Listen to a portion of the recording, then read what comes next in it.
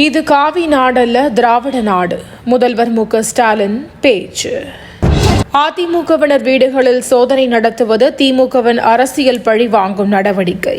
எடப்பாடி பழனிசாமி குற்றச்சாட்டு. ராணுவ வீரர்கள் குறித்த சர்ச்சை பேச்சு. மன்னிப்பு கேட்டார் செல்லூர் ராஜு.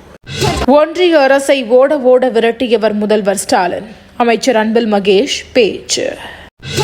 கல்வியை காவிமயமாக்க முயற்சி. துணை முதல்வர் உதயநிதி குற்றச்சாட்டு. டாஸ்மாக் ஊழல் குறித்த வழக்குகளை சிபிஐ விசாரணைக்கு மாற்ற வேண்டும். அன்புமணி ராமதாஸ் வலியுறுத்தல். கோவையில் தொண்டர்களுக்கு கரும்பு ஜூஸ் போட்டு கொடுத்த சீமான். வைரலாகும் வீடியோ. சென்னை தரமணி திருவான்மியூர் சாலையில் திடீர் பள்ளம். கடும் போக்குவரத்து நெரிசலால் வாகன ஓட்டிகள் அவதி.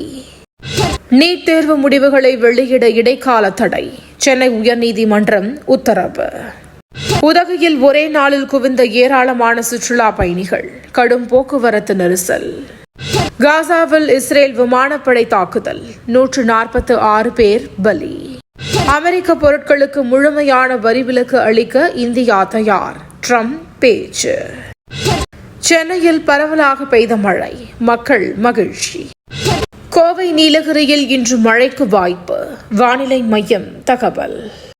வட மாநிலங்களில் சில நாட்களுக்கு வெப்ப அலை நீடிக்கும். இந்திய வானிலை ஆய்வு மையம் கணிப்பு. தினந்தோறும் காலை தலைப்புச் செய்திகளை உடனுக்குடன் தெரிந்து கொள்ள வணக்கம் இந்தியா நியூஸுடன் இணைந்திருங்கள்.